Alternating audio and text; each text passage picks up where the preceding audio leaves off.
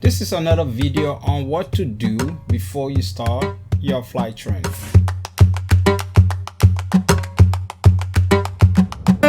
Hey pilots and aviation lovers, welcome to our channel where we motivate and inspire future aviators. My name is Kanu, you are watching me, my pilot, the Pride of Liberia. In our last video, we went over on how to create you an aircraft account to get your FTN number. And today's video, I want to show you how to apply for your student pilot certificate. I think around 2014 when I started flight training, I went through my medical, and when they gave me my medical, that piece of paper was both my medical and my student pilot certificate. It has long been changed because of basic med. So now they are separating the student pilot certificate and the medical, because some people will not be able to get a third class medical, but they can get a basic med and still fly. So today we're going to go over on how you can apply for your student pilot certificate. Now this is a 3 steps process. First, you as the student will have to go into the aircraft and log in and start the application. Fill out your part, and you're going to reach to a certain point where the instructor, you have to get with the instructor, where the instructor will go over the information and approve the information and endorse the application and then sign it. It will then come back to you and you will have to sign it. We've already created you an aircraft account. We're going to go into that account and then apply for your student pilot certificate. Let's go to the computer. All right, guys. Here we are on the computer screen. I want you to open up a browser. I'll go to Google, type in IACRA FAA. The first website I said, Federal Aviation Administration, or aircraft.faa.gov. Click on that. It's going to bring you to the Federal Aviation Administration website. On the right of it, you're going to see username and password. Now, let's pause for a second. If you haven't watched the video on how to create this website, I'm going to link the video below. Please go ahead and watch it. You will need to create an account first before you can log in. Okay? So, type in your login information and log in. Now this page will come up. Right here you see accept TSO as, and then applicant, and then it says accept TSO as recommending instructor. I'm a CFI, so I will have recommending instructor feature here. For you, this is your first application on this thing, so you are not a CFI or an administrator yet, so you will be an applicant. So the only thing that should be showing on your profile should be accept TSO as applicant, and TSO just stand for terms of service. Okay, click on them. You come to the next page. Everything you see here shouldn't be there. Okay, where is the existing applications? You don't have an existing application, so the only thing you should see will be start a new application. Okay, it could be start a new application on this icon or right here. So either way, click one of them. Start a new application. All right, you should see 4 drop down bar. 1 say application type, 2 says certification, 3 say other path information, and the 4th will be starting application. Let's go first and see application type. What are you applying for? When you click on the choose drop down thing, you should see pilot, instructor, airworthiness, crew member, administrative action. So let's say we want to apply for what? We're here to apply for student pilot certificate, student pilot. So we're going for pilot certificate. So we're going to apply for them. And then another option will drop pilot certification. You don't want ATP. You do not want commercial. You do not want private. You do not want recreation. Again, this video is aimed at people who are just starting up, okay, and they need to get their student pilot certificate.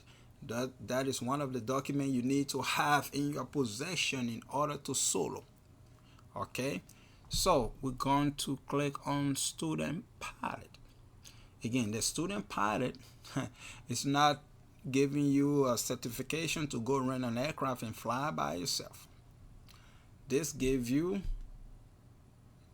a leeway to go and start training and also be able to go solo strictly based on your instructor endorsement. So we click on student pilot, and now we will come on. See right here it says student pilot. Right now we're on the fourth one that says start the application. So now you have to choose what you want, the application type. Now we're about to start the application. Now this 4 drop down option should come. You have personal information, you have certificate held, basis of assurance, pilot time, and review and submit your application. You're gonna have to fill up this thing step by step to the best of your knowledge. This is the part you need to do on your own. If you sit with an instructor to do this for you or with you, you're going to pay for their time. Okay, so personal information, click on it and fill up the application, the information to the best of your ability. So this is where you fill up your name, your address, and all of this. For the most part, since you already filled out an aircraft account, the system is going to pre-fill this for you. You just go over it and make sure everything is correct and current. Meaning, if you sign up for an aircraft account 4 months ago, and within that 4 months you have moved, your address has changed. You can go in there and change your address. Or if you are a female that got married and changed your last name, you need to go in there and change it. Okay, the next one is certificate held. At this point you do not hold any certificate. Okay, so click on them and see what they want, but at this time it will also be pre-filled if you have any kind of certificate. So I want you to look at 2 things on here. 2 things here that you need to fill out or answer. 2 questions. The first one is the English language. It said, do you read, speak, write, and understand the English? It said, do you read, speak, write, and understand the English language? Yes, if you do. No, if you don't.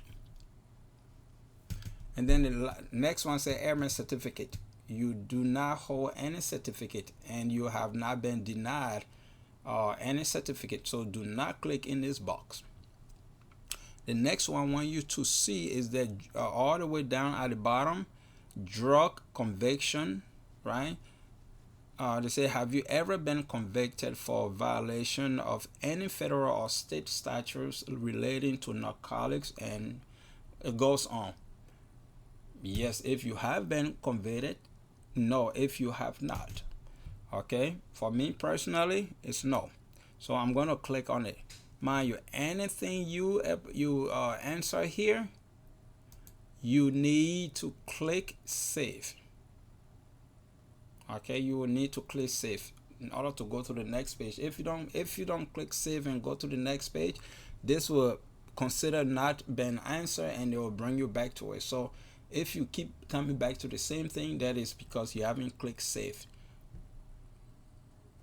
All right, pilot time.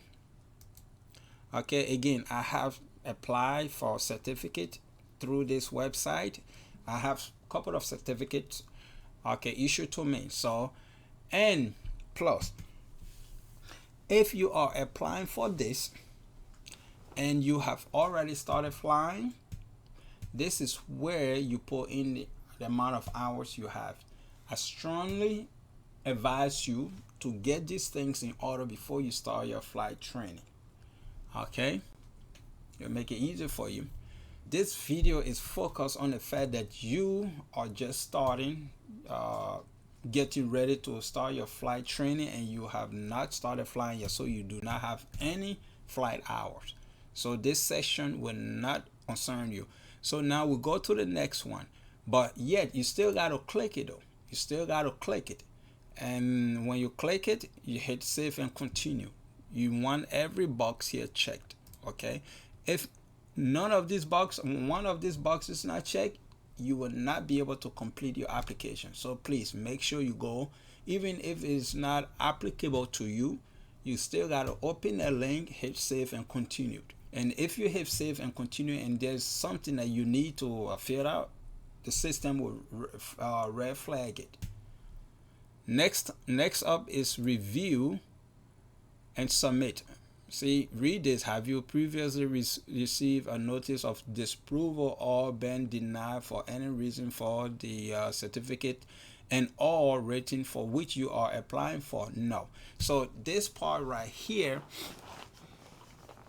along the line, you go for your first check ride and fail the check ride. When you come back to reapply for the check ride, this is the only time you're going to click yes, because you have applied for it before and you had a letter of notice of this approval. But for now, you have none of those things happening to you, so it is no. So you're going to click no, and then this will drop down. See, right here they have step 1, step 2, step 3. You have to fill up step 1, you have to fill up step 2, and before you go to step 3, review privacy act. So click on there. If you want, you can print this thing up and hang it on the wall, but you're gonna continue to read this thing anytime you apply for a certificate anyway. So the first time, go ahead and read and familiarize yourself with it. I'm not gonna print it, so I'm gonna close this. You see, as I click it, this one becomes available. So review application, you're going to click here and review application. See what I mean? Where it is read out, because I have certificate with these, apply for certificate, and I have my medical certificate, everything in here. Right here, the one for me to fill out this part. Without me filling out this part, even if I hit save, it will not allow me to submit this application, and I'm not going to fill it out because it's not useful to me. Okay, so because of that, because I have not passed through this, okay, it keep on opening this part. Because I have not passed through this and I have not answered all the question, you see when I click on here, this third one is not opening up.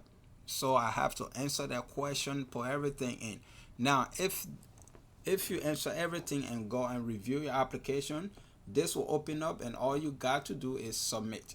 Now, when you submit here, it will say certificate pending. Okay, it's going to be certificate number is pending because you have not submitted your application yet, and all your instructor have not signed it, or you have not signed it to submit the final process. So it will say pending. Even if you submit yours here, you still got to meet with your instructor for your instructor to go over it, approve it, and endorse you, sign it, submit it, and you will stay right there in front of your instructor, sign it, submit it. You see your limitation as a student pilot, you say you cannot carry passenger. Carrying passenger is prohibited. So a student pilot certificate is not a private pilot certificate.